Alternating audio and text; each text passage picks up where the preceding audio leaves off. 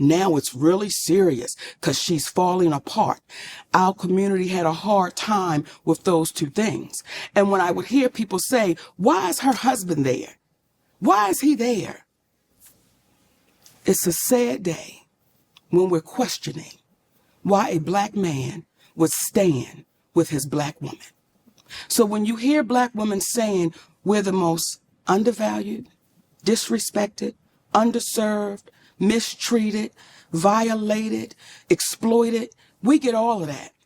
Then you see a black man standing with his black woman saying, not on my watch. And you hear some black men saying, why her husband gotta be there? We're in a sad state of affairs when we begin to question black love and black unity. So they didn't want to hear me, some of them, because of what I look like, because I spoke about their heroes, and because they saw that man standing right there strong. Did they question the validity, because we had never seen this before, not so public, not so present? Yes. Did they question you and his relationship? Me and my husband? Yes. When you say question, what But do you it's mean? like, because they did, but I want to understand what because, okay, did they think that was your husband, or what was he, your manager? Because he's been everything. Yes. He's your lover, he's your manager, he's your confidant. Name him. He's the father. Come on, name him. Whatever he's all encompassing. Yes. He's a toolbox with all the tools that Monique needs. All of them. And so when I heard people saying that, why is he there? Why does he have to be in every interview? Why does he have to be in the background? Why can't Monique do that? Why not? Why not? Why not? And that's when you see, and these are my sisters, but when you see Taraji, when you see Viola, when you see our sisters speaking out, you never see their representation sitting right there with them. Mm-hmm.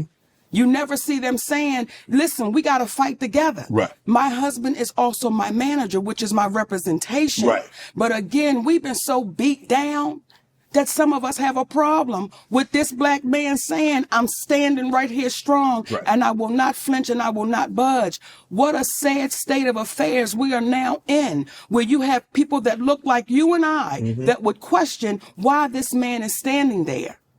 That, for the life of me, is disheartening. Mm-hmm. When we heard Brother Malcolm say, we've been run amok, we've been hoodwinked, we're now doing it to ourselves.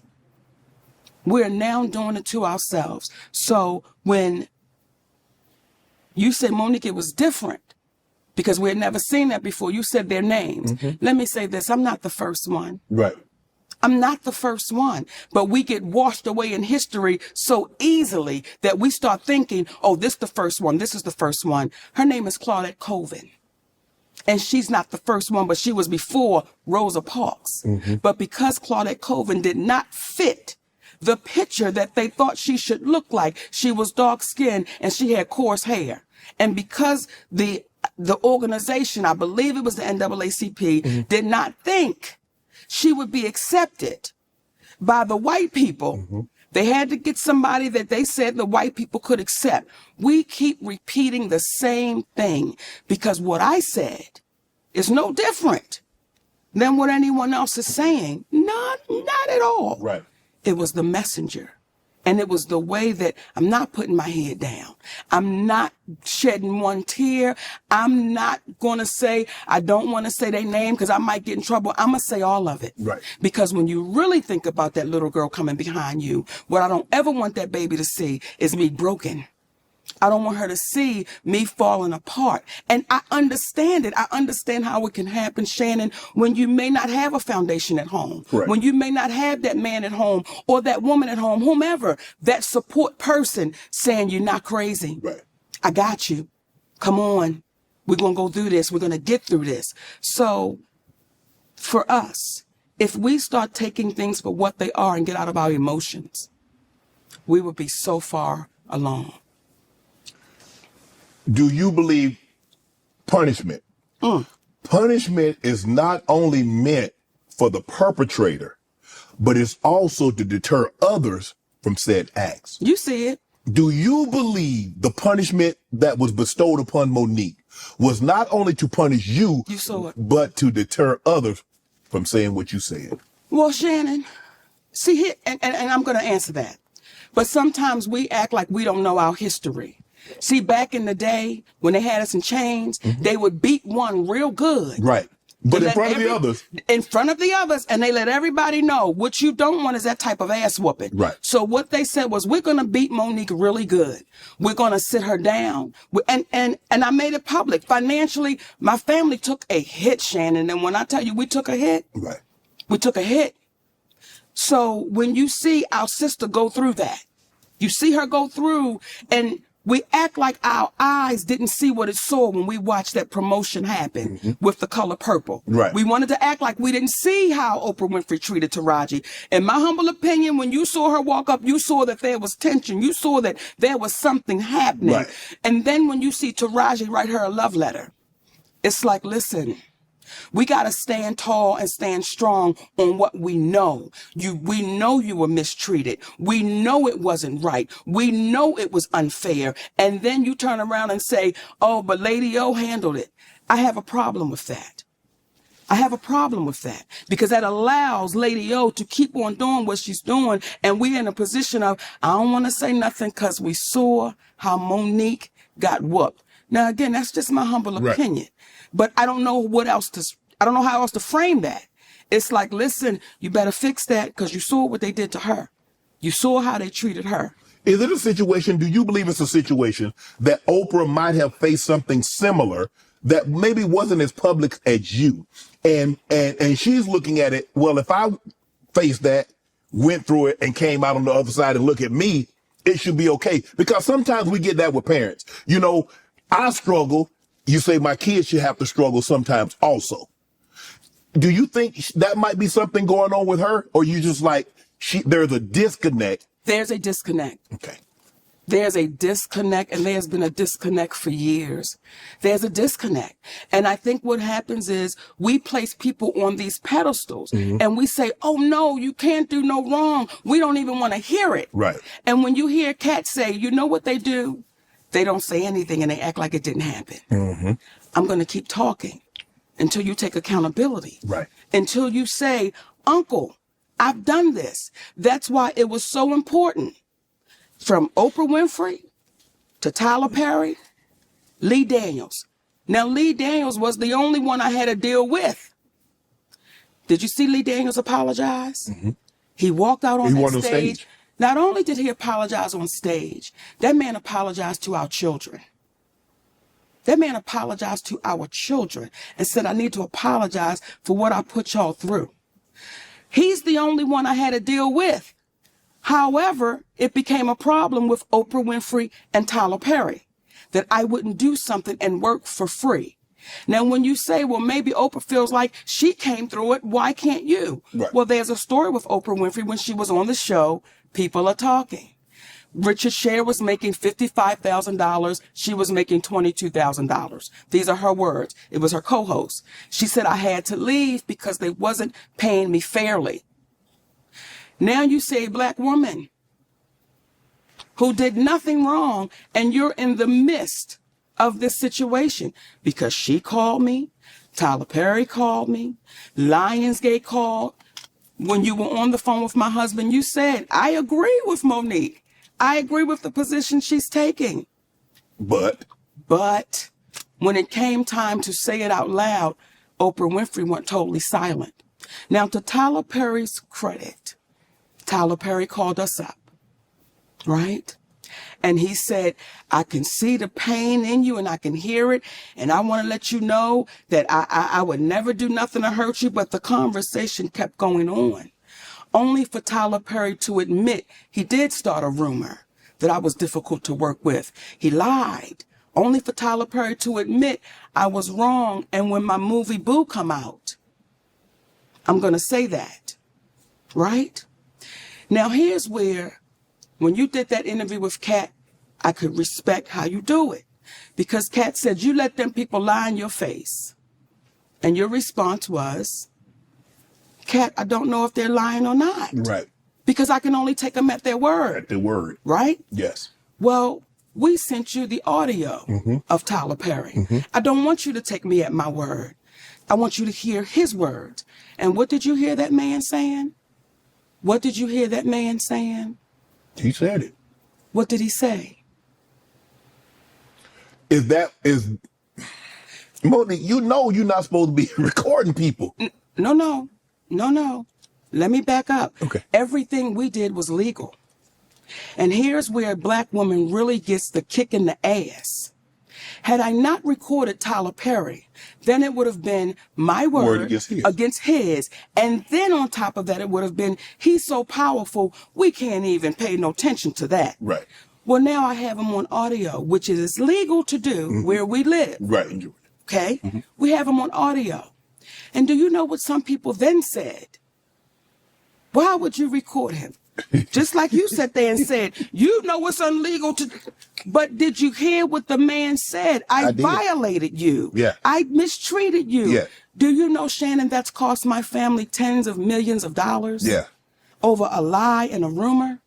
Is he gonna compensate you for that? I want you to look in your camera. Yes. And I want you to talk to Tyler Perry because you heard what that man said. So ask him, will he compensate my family for that? Tyler, will you come on Club Shayshay and let's have a conversation about the fair compensation for what transpired between you and Monique? You can sit right here and she's sitting right here and you and I can have a conversation. And we'll do you one better. And give me 5 on that, baby. We'll do you one better, Shay. My husband and I'll sit right next to him. See, with this whole situation and some of the people that Kat talked about, ironically, I have this issues with those same people. There were people that reached out to Tyler Perry on my behalf. Okay. And I was grateful for that. Okay. There was Al Sharpton, the Reverend Al Sharpton, civil rights leader. Yeah. I sent him that audio. He listened to it. He said, baby, what that man did to you was wrong and you're like my daughter. And we're going to have to get him to fix that. Right. We didn't hear from Al Sharpton for 6 months. The next time we saw Al Sharpton, he was on a podium talking about we don't need to fly commercial because we can fly Tyler Perry's private jet. I said, that's why maybe I'm not hearing back from him. Okay. Then we had our beautiful sister, Stephanie Mills. Yes. Okay. Who is, she don't play. Yes. Right? I told her what happened, sent her the audio. Now, I don't know if she listened to that audio or not, but however, she called Tyler Perry. She said, Monique, Tyler Perry does not want to revisit this. Okay, fine. Right. While we're on the phone, Tyler Perry calls her back and says, I will meet with Monique, but not with her husband. Now, you ready for this? Yeah. And then Monique has to apologize publicly to say Oprah and I had nothing to do with messing up her career. But that'd be a lie. Look in the goddamn camera. I thought that was a stage the way you...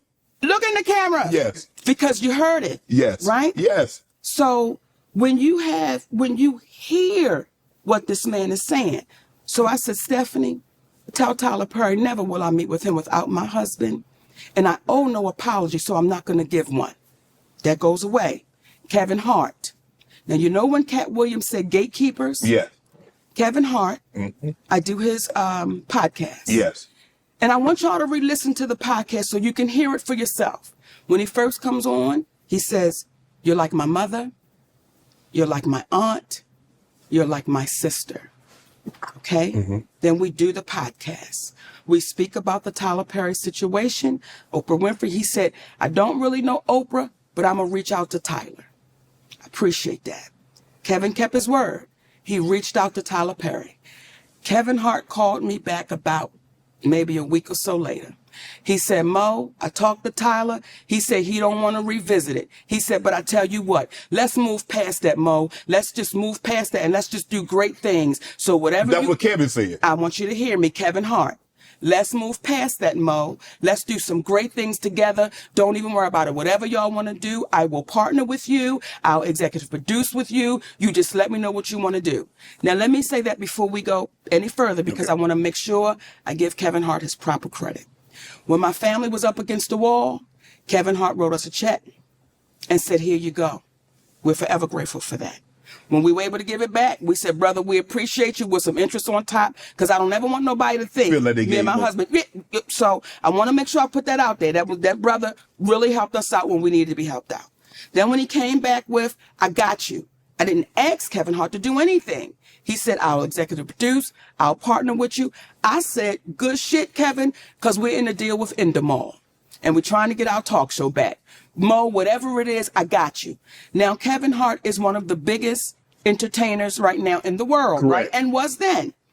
We got off the phone with Kevin Hart. We called Endemol immediately and said, Kevin Hart said, whatever we want to do, he got us. He's going to partner, executive use. They was like, oh, this is incredible, because when you put Kevin Hart's name on it, you already know what it is. Correct. 2 weeks go by. We get a call from Endemol. Endemol says, we just got a call from Kevin Hart's manager, Dave Becky. And Dave Becky said, Kevin doesn't want anything to do with Monique.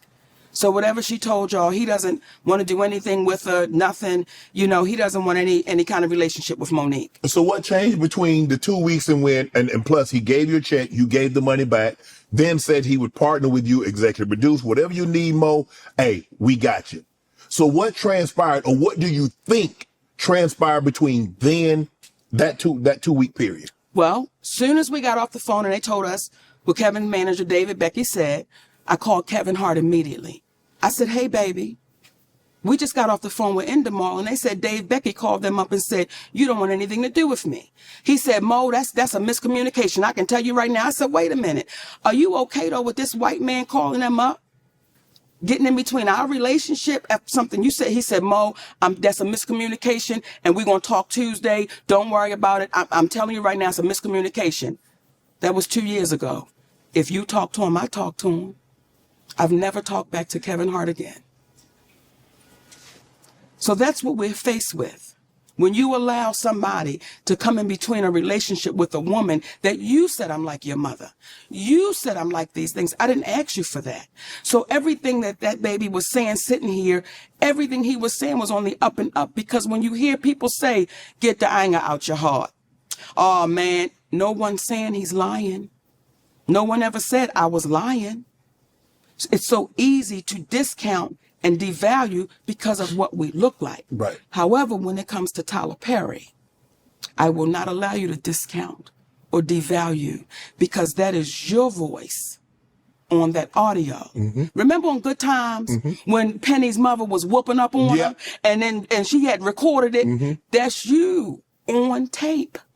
So how does it go from you saying you're going to give me an apology to now I owe you an apology? But what do you owe an apology for? What could I possibly owe you an apology for when you've admitted? See, when Lee Daniels says to me, because Cookie from the show Empire, I was offered that role. Now, Taraji tore it up, baby. Listen here. However, I was offered that. Then Felita called me back and say, baby girl, they said you're too difficult to work with. But you hear on the audio that a man told David Talbot I was difficult to work with. Do you see how that cost my family? Yes. And with no accountability because, oh, it's the great Tyler Perry. No, you've got to be accountable for that. Oprah Winfrey, you've got to be accountable for the things you've done with my family. You've got to be accountable for that. Is there any relationship between you and Tyler and you and Oprah currently? No. But I thought there was an apology. I read I read somewhere that Oprah had issued you an apology and Tyler had issued an apology. That's not correct. No. The only person that's given you an apology. You saw it. It's Lee Daniels. That's the only person. So we are in a place where we're too afraid to call them for what it is. We're too afraid to say, if it looked like a duck and it quacked like a duck, what is it, Shannon? It's a duck. Right. So again, you see the struggle of the black woman as I'm sitting here talking to you, and you say, Mo, but why would you record him? But you heard the man violate me. The first thing wasn't, I can't believe that cat did that to you. It's, why would you do it? And we understand it. Right. Because we've been conditioned that way. Because when you had to get somehow, because when you're telling people these are lies, nobody is believing Monique. So now, even though you have him record his voice, and that's him, and He's saying he made it up. Now it's no longer, oh man, I can't believe he lied on Mo. Mo, why'd you record it? So now they put the onus back on you. Where's the win? How do we win? How does a black woman win when you say, here he is right here? And I look to the community and say, how long do we allow us to keep being exploited, used up, taken advantage of? And because we think somebody can give us an opportunity, we just say, shh, I'm not going to say nothing. If we keep operating like that, Shannon, you're going to have a whole lot of us sitting right here in this same seat, almost telling the same story. Why do you think Tyler is afraid to meet with you and your husband? Why does it need to be you one-on-one when he meet with other representatives and their client? What is it about you that he feels it needs to be just you and he? Does he think your husband is some kind of negative influence on you? He thinks the husband is saying things that Monique probably wouldn't say if I just had an opportunity to talk to her one-on-one. What do you think that is? Let me say this. People better be glad my husband is by my side, because there are people in Hollywood that know wherever you act up is where I show up. People know in Hollywood, baby, Shannon, and I don't say it with a badge of honor. It's just what it is. Well, I've had to say, who you think you talking to? And we sitting there with the president of the studio or my patience level is not going to allow. I've been molested. I've been violated. So the moment I see you trying to do it, we're going to have to address it. My husband is nothing but a gentleman. And you know why people have a problem with my husband? Because he's right to it. There's no we're going to dance around the bush. He's right to it. Right. And people like Tyler Perry, people like Oprah Winfrey, they look at my husband and say, how dare you be so direct? Right. How dare you not put your eyes down when you're talking to me? How dare you do that? My husband is also my manager. Why would he want to exclude my management? It's like, Tyler, you should want my husband to be there. You may want him to be sitting right there, so that way we can have a conversation that everyone can be heard. But I appreciate you, Shannon, because most people are too afraid. That's heard the tape. They're too afraid to say, no, I heard it, and this is what he said. I appreciate T.S. Madison, because T.S. Madison was the first one to say, no, I heard what he said. So when folks were trying to jump on her, she not down for the black woman, listen, baby, y'all don't even understand the fights that sister be having when ain't nobody watching for the black woman. Right. So I appreciate you looking in that camera. Right. Well, I mean, look, sometimes there are some black people, some, not all, some, that my grandpa used to say, Mo, is that if you're not careful, you'll become the very thing you despise the most in a person. Now, what do we despise most about Trump supporters, ex-President Trump, is that no matter what he says, no matter what he does, they give him an out. There's some people in our community, no matter what powerful black people say or do in our community, we'll give them an out. And we can't. And we become the very thing we despise the most. What we despise most about ex-President Trump supporters is that no matter what he does or says, it's okay. Yes. We can't do that. We can't. If somebody's wrong, like you said, Mo, if somebody's wrong, we have to be man or woman enough to say they're wrong, regardless of what comes along with that. They don't know. They don't understand what them saying, I'm sorry, will mean for them. See, when I read because that's not for you. And I'm sorry, it's not for the person that you offended. It's for you, because currently you're in hostage, your feelings, because you have to live with that. You've got to live with that. What you've done. So when you see a woman say, me turning 70, I'm so happy because I've never hurt anyone. Stop it. Stop it. Because there's a black woman that has been calling your name for over a decade that you seem to want to make go away. And I know I'm not the only one. Would you sit, if Oprah called Mo today, would you sit down and have a conversation with her? Let me tell you what I'll do if Oprah called me today, Shannon Sharp. We will sit down and have a conversation with Oprah Winfrey. We will sit down and have a conversation with Tyler Perry. We will sit down and have a conversation with the presidents of Lionsgate. We will sit down and have a conversation with anyone that is, I'm going to say, brave enough to sit down and have a conversation. But what happens is within seconds, if Tyler Perry was to sit right here, you would say, man, I heard you. What you trying to tell me about this sister? Within seconds, Oprah Winfrey would know that people would say, hold up. See, when I speak about Oprah Winfrey, and let me be clear, I love that sister because she's our sister. She just got to come back across the street. We got the light on. When I speak about Oprah Winfrey, I speak about that woman because she's spoken about me. And when you begin to speak about me privately, I'm going to speak about you publicly. You've been unfair. You've been unjust. And you watched a black woman be thrown under the bus, and you said nothing. And here's what's interesting as well. My husband was saying to me, after I won the Oscar award, right? And she had the people come, you know, to talk to the Oscar winners. And I go on the stage and I talk to the Oscar winners. Well, when we go to a commercial, the people in the audience, and I say this humbly, as my husband was telling me, he said, Mama, they wasn't screaming Oprah. They was screaming Monique. Right?